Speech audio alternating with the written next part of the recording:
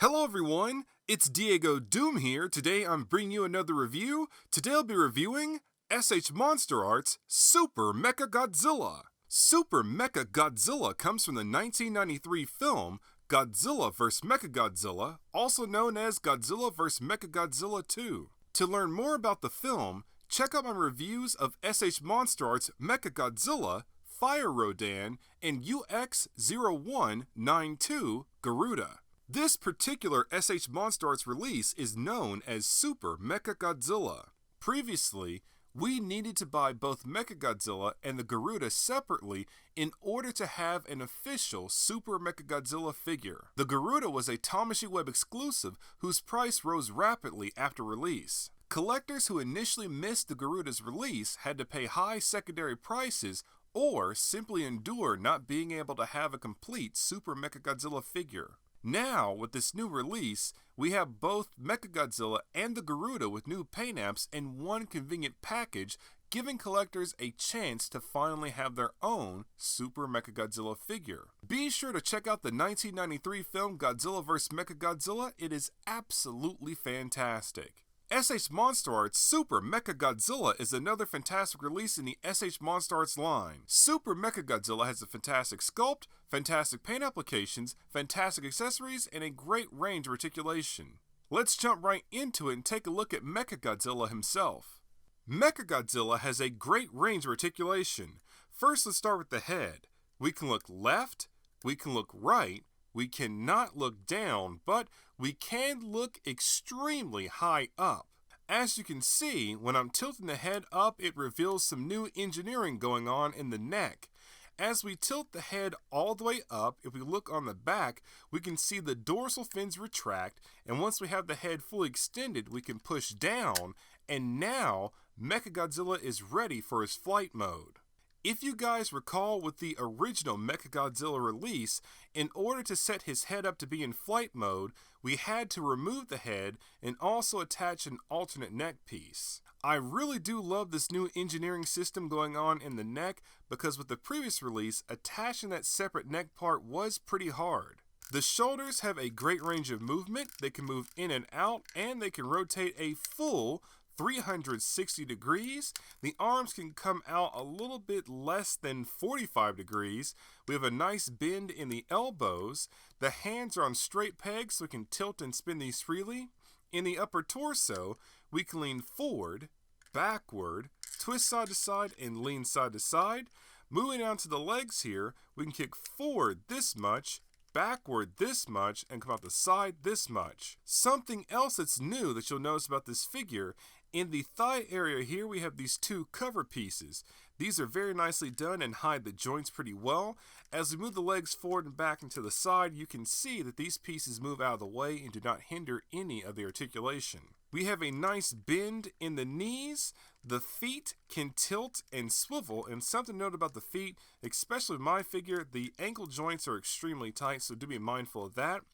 The toes are articulated, and if we spin around to the back, something else that's new, MechaGodzilla's tail has a little bit of articulation where the original release did not, which is pretty cool, so we can actually straighten his tail out quite a bit so we can have it look nice and neat for flight mode, so definitely very cool there. When it comes to sculpt and paint apps, MechaGodzilla is absolutely fantastic. Starting from the top, we have MechaGodzilla's head. The first thing you'll notice about MechaGodzilla is the new metallic silver paint app used on the body.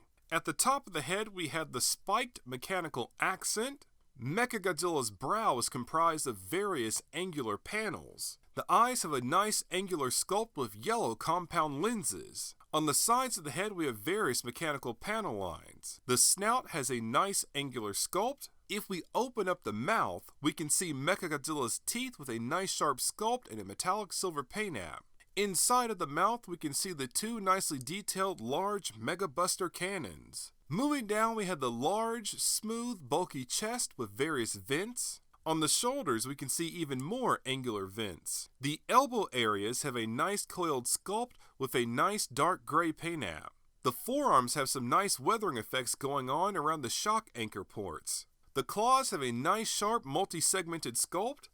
The legs have a large bulky sculpt with various panel lines and vents. The feet have a nice large simple robotic sculpt. Spin around to the back, we have MechaGodzilla's metallic silver dorsal fins that start off small as we come down from the head, become larger once we reach the middle of the back, and become smaller again as we go down to the tail. The tail has a nice short multi-segmented sculpt with the dorsal fins ending on the fourth segment. As a whole, MechaGodzilla turned out to be fantastic. The sculpt is very well done with some improvements, the articulation is great and also has been improved, and the new metallic silver paint app looks great.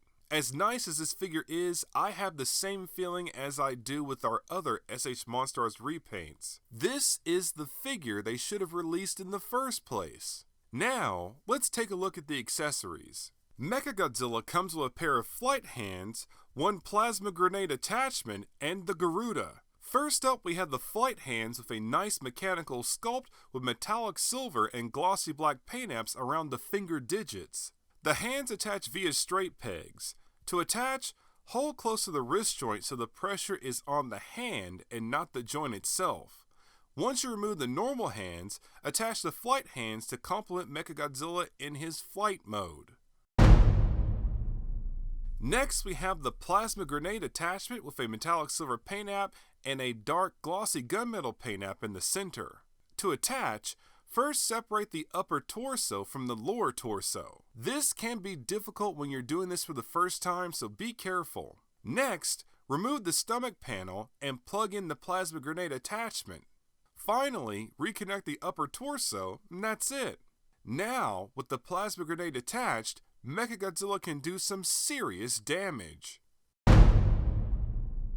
Finally, we have the Garuda warship, which is absolutely fantastic. The long maser cannons have a nice mechanical sculpt with a weathered metallic silver paint app. The body of the ship has a nice weathered white paint app with various panel lines. We can see the fine details of the cockpit and the secondary metallic silver cannons. The thrusters are nicely detailed with a gunmetal paint app and translucent red jewels in the center. An Act 4 stand has also been included in case you want to display the Garuda by itself. To attach the Garuda to MechaGodzilla, first swap MechaGodzilla's back panel with the alternate back panel. Now, grab the Garuda and remove the left, right, and middle underside panels. Next, attach the alternate left and right panels to the underside of the Garuda. Slide the cockpit down and attach the Garuda to MechaGodzilla. Finally, fold the maser cannons down, and now we have our Super Mecha Godzilla. Now guys, unfortunately I have some bad news. As you can see, the Garuda does not come with any effect parts from the original release, which is a letdown. What's even worse, if you have the original Garuda release, you cannot attach the maser effect parts to the Garuda cannons. I really think this is a waste since you can still attach the shock anchors to the ports in the forearms. If you want to have a fully decked out Super Mecha Godzilla effect parts and all, you'll have to track down an original Garuda. The paint apps on the original Garuda don't really clash with the metallic silver paint app of our new Super Mecha Godzilla, so it'll look good when it's attached. Something else to mention, since the neck has new engineering, it does not seem you can attach the battle damaged head that came with Fire Rodan. Now that we have the accessories and minor disappointments out of the way, let's go ahead and compare our original Super Mecha Godzilla with our new Super Mecha Godzilla and then do some size comparisons.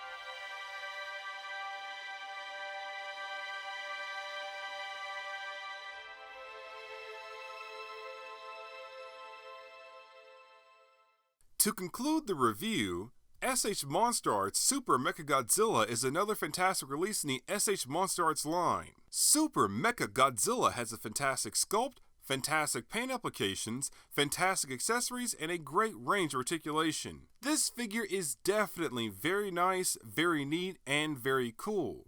Now when it comes to recommending this figure, I'll have to leave that up to you. If you have the money and patience, I would suggest you pick up a first edition MechaGodzilla and the original Garuda to get a full Super MechaGodzilla figure, effect parts and all. If you don't mind missing out on the effect parts, I absolutely recommend picking this figure up.